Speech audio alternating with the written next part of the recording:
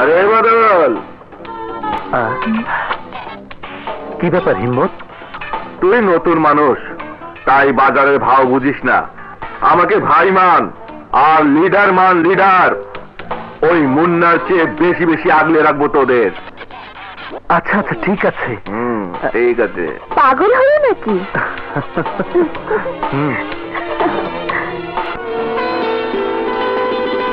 চাকরি বাকরির ব্যাপারে তোমরা মেয়েরাই সুবিধায় আছো। সে কেমন? সর্বত্রই সুন্দর মুখের জয় জয়কার। এই দেখো না, আমাকে সহযোগিতা করার জন্য মৃধার ওখান থেকে তোমার চাকরি চলে গেল, আবার অন্যখানে চাকরি ঠিকই পেয়ে গেলে। জ্বলছো মনে হয়? জ্বলছি না, চলছি চলছি চলছি, চাকরির আশায় চলছি। জুতোর তলা ক্ষয় করছি আর চিন্তায় মরছি। কোথায় যাবি? চল পৌঁছে দেই। না না, আমি যেতে পারবো, এই তো সামনেই যাব। ঠিক আছে, চলি। Bye bye. আর স্কুল পড়ুয়া ভাই, নিজের জীবনের চিন্তা বাদ দিয়ে নুপুর টাকার পিছনে ছুটলো। প্রয়োজন অনেক, কিন্তু সহজ পথে তো বেশি টাকা আসে না। প্রয়োজন ওকে ক্লাব ডান্সে বানিয়ে দিল। সন্তান, মা, ভাই বোনের জন্য কি না করে।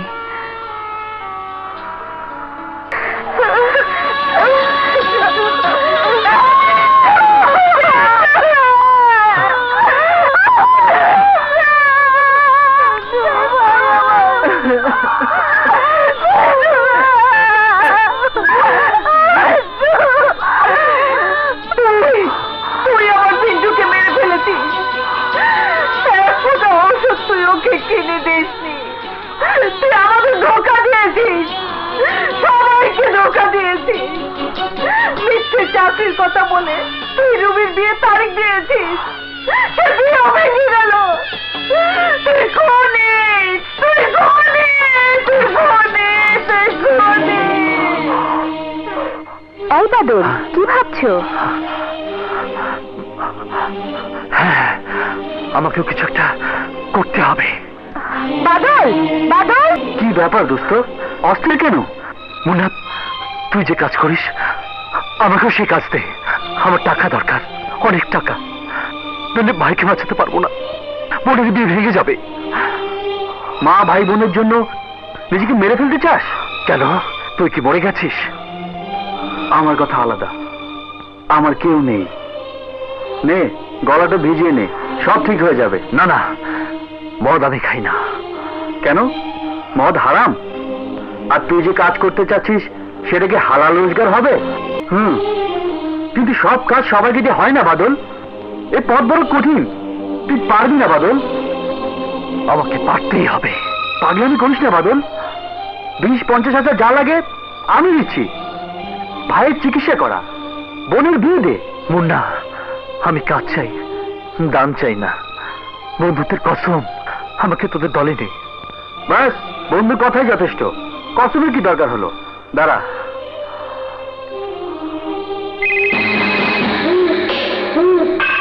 বল মুন্না। দাদা ভাই, আমার এক বন্ধু বাদল আমাদের সাথে কাজ করতে চায়। সামনে ওর বোনের বিয়ে, ছোট ভাইয়ের অপারেশনের জন্য অনেক টাকা প্রয়োজন। কালকে নিয়ে আয়। আসসালামু আলাইকুম দাদা ভাই। বস।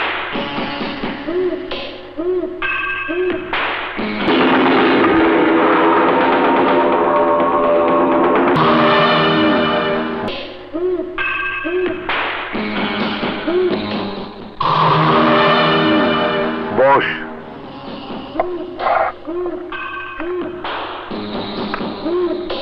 ছবির পেছনে ঠিকানা লেখা আছে, 50 লাখ দেবে, তোর কমিশন 5 লাখ। চা।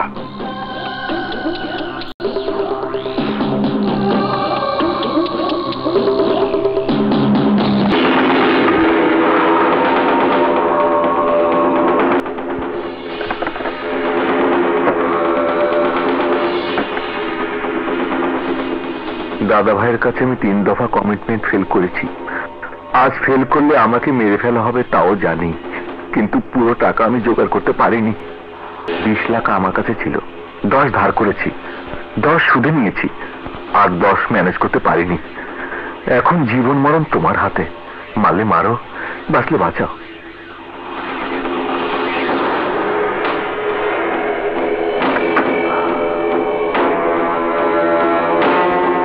ফোনটা দিন।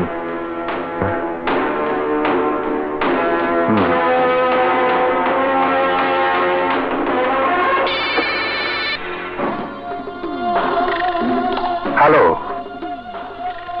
বাদল, টাকা রেখে গুলি মেরে আয়, ছাড়া মিথ্যে বলছে। লোকটা মিথ্যে বলছে না। যদি 20 লাখ চান নিয়ে আসি, কিন্তু বাদল তার প্রথম গুলি কোন অসহায় লোকের উপর চালাবে না।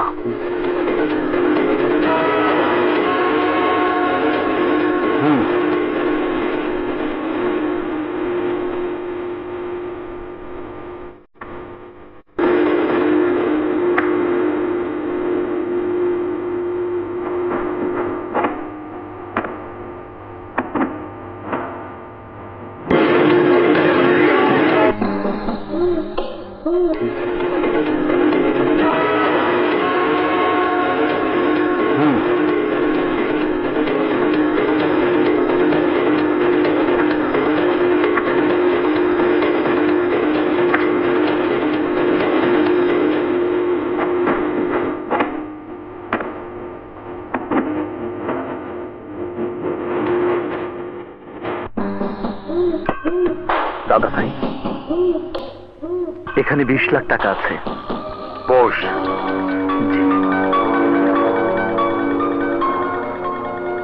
তুই যখন আমাকে ধমক দিয়ে কথা বলছিলি, তখন আমার মনে হচ্ছিল যেন অতীতের এই দাদা ভাই কথা বলছে। একটা সময় ছিল যখন আমি তোর মতো সৎ, ইমানদার, ন্যায় নীতিওয়ালা মানুষ ছিলাম। ন্যায় নীতির উপর আমি এখনো দুর্বল।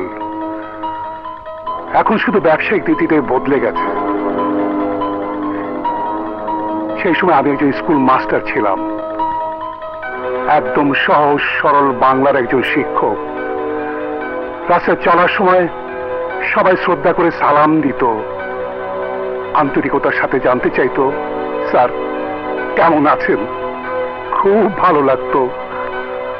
একদিন কি হলো, আমার আপন চাচাতো ভাইয়েরা আমার বাড়ি, ঘর, জমি জমা সব দখল করে দিল। ঘর থেকে বৃদ্ধ মাকে বের করে দিল। হার্ট অ্যাটাক করে মারা গেল আমার মা। আমি নিরীহ শিক্ষক মানুষ, আমি শুধু আইনের কথাই ভাবতাম, আর কিছুই জানতাম না।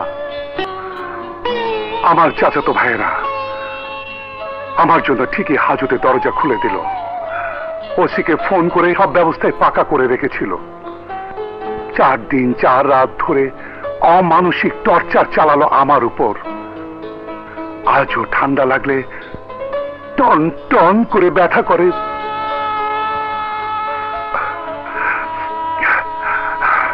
ওই দিনও এতটা খারাপ লাগেনি যতটা খারাপ লেগেছিল সেই দিন। যে গ্রামে আমার একটু ইজ্জত, সেই গ্রামের মানুষের সামনে চোর অপবাদ দিয়ে জুতোর মালা পরিয়ে সমস্ত গ্রাম ঘুরালো। এত কিছুতে মন ভুলল না ওদের। শীতের রাতে আধমরা অবস্থায় ঝুলিয়ে রাখলো অন্ধকার কূপে। আমাকে নামের একটা ভুল করলো ওরা। ইতিহাস পাল্টে গেল। প্রথমে হলাম পাতি রংবাজ, তারপর হলাম গানম্যান, অতঃপর ডন, অপরাধ জগতের রাজা। লোকজন আমাকে ভাই ডাকা শুরু করলো। আমি ভাই ডাক বন্ধ করে দিলাম। ভাই ডাক শুনলে আমার গ্রামের কথা মনে পড়ে যায়, তাই সবাইকে বললাম দাদা ভাই ডাকতে। দাদা ভাই, তোকে প্রথম দেখে আমার ভেতরে ঘুমিয়ে থাকা মাস্টার যে তুই আমাকে জাগিয়েছিস বাদল। 20 লাখ এনেছিস না, এটাই 50 লাখ। 5 লাখ তোর। ছোট ভাইয়ের চিকিৎসা হবে, বোনের বিয়ে হবে। আর হ্যাঁ, তোর বোনের বিয়েতে আমি যাব। আপনি যাবেন দাদা ভাই? হ্যাঁ হ্যাঁ, আমি যাব। স্যার, কি ব্যাপার কিসমত? টাটকা খবর আছে স্যার। বল। স্যার, জানেন তো দাদাভাই ইলেকশন করবেন বলে ঘোষণা দিয়েছেন। দাদাভাইয়ের পাবলিক ইমেজ ভালো, নির্বাচন করবে শুনে বড় বড় নেতারা তো ঘামতে শুরু করেছে। নেতা ওসমান খাঁ তো পথ পরিষ্কার করার জন্য সুযোগ খুঁজছে। আজকের এই সুযোগ ওরা লুফে নেবে। আজ দাদাভাই ইসলামবাগ যাবে স্যার। ইসলামবাগে কেন? একটা বিয়ের অনুষ্ঠানে। ওখানে বাবু হইচয়ের লোকেরা গুলি করে মারবে দাদাভাইকে।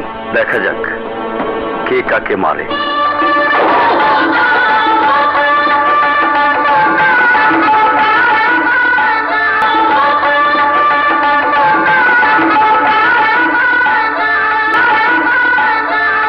কি রে? দাদাভাই এই উপহার তোমার বোনের জন্য পাঠিয়েছে। তিনি এক বিশেষ কারণে আসতে পারবেন না, ফোনে কথা বলতে বলেছে।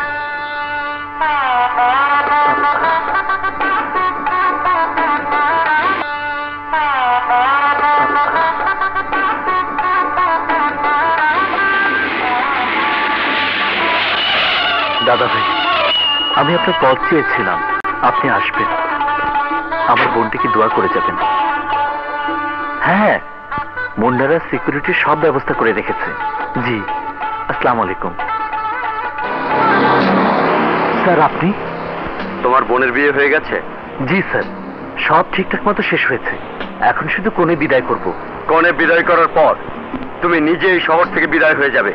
স্যার, নয়তো আমি নিজে তোমাকে দুনিয়া থেকে বিদায় করে দেব।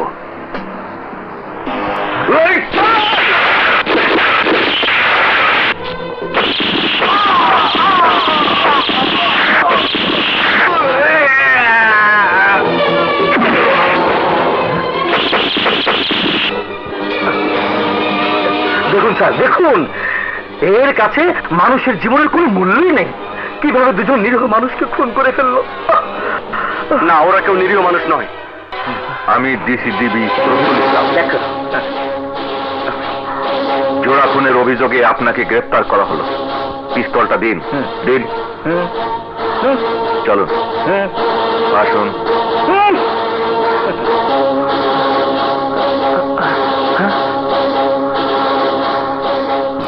লুক ইন্সপেক্টর রানা, আমাদের এই গায়ের পোশাকটা হচ্ছে একটা limitation, not a license to kill anybody. AC তুফান যে দুজন লোককে গুলি করে মেরেছে, অপরাধীর তালিকায় তাদের নাম নেই। জি স্যার, এসি তুফান গুলি খেয়ে মারা গেলে অপরাধী তালিকায় ওদের নাম ঠিকই উঠত। এসি তুফানের উপর যে হামলা হয়েছিল তার কোনো প্রমাণই পাওয়া যায়নি, অথচ তুফান যাদের গুলি করে মেরেছিল তারা যে নিরীহ নাগরিক ছিল তার প্রমাণ পুলিশের হাতে আছে। আমি আপনাকে কথা দিচ্ছি স্যার, এসি তুফান যে নির্দোষ সে তথ্য পুলিশের কাছে খুব শীঘ্রই আসবে। তুমি কি প্রশ্ন আমাকে করতে চাও? কিন্তু এমন কোন প্রশ্ন তুমি আমাকে করো না যার উত্তর আমার কাছে নেই। কেন থাকবে না বাদল? পৃথিবীতে এমন কোনো প্রশ্নের জন্ম হয়নি যার কোনো উত্তর নেই। তুমি কি আমাকে এড়িয়ে যেতে চাও? আমি তোমাকে ভালোবাসি বাদল। তোমার সুখের ভাগ যেমন আমি নেবার অধিকার রাখি, তেমনি দুঃখেরও। সুখ দুঃখ মিলিয়ে আমরা ভবিষ্যতে স্বপ্ন দেখেছি। এই স্বপ্ন কি মিথ্যে হয়ে যাবে? মায়া, হঠাৎ এত টাকা তুমি কোথায় পেলে? এত ধুমধাম করে বোনের বিয়ে দিলে, রাতারাতি তোমার চালচলন বদলে গেল। আমার প্রশ্ন, গ্রামের সহজ সরল ছেলে বাদলের চরিত্র কি বদলে গেল? সেখানে আমার বাদলের অস্তিত্ব কি নেই? বলো বাদল, জবাব দাও। আমি তোমাকে বলেছি মায়া, সব প্রশ্নের উত্তর আমার কাছে নেই। ধরে নাও, হঠাৎ করে হাতে পেয়েছি আলাদিনের চেরাগ।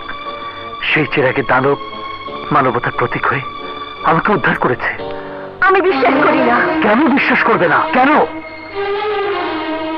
মায়া, তোমার বান্ধবী নূপুরের ত্যাগের গল্প তুমি আমাকে শুনিয়েছ। নূপুরের ত্যাগ যদি ভুল হয়ে থাকে তাহলে আমিও ভুল করেছি। আর নূপুরের ত্যাগ যদি ত্যাগের মহিমায় মহিমান্বিত হয়ে থাকে তাহলে ভবিষ্যতে আমাকে তোমার সামনে পরিষ্কার করে দেবে। এর বেশি কিছু বলা আমার পক্ষে সম্ভব নয় মায়া। তুমি না বললেও আমি বুঝি। মুন্নার সাথে ফোনে কথা বলার পর থেকে আমার সন্দেহ হচ্ছিল। একটা কথা মনে রেখো, পাপের টাকায় কোনোদিন জীবনে সুখ আসে না। আসে শুধু দুঃখ, যন্ত্রণার অভিশাপ। এখনো সময় আছে, এই পথ থেকে সরে এসো বাদল, এই পথ থেকে সরে এসো।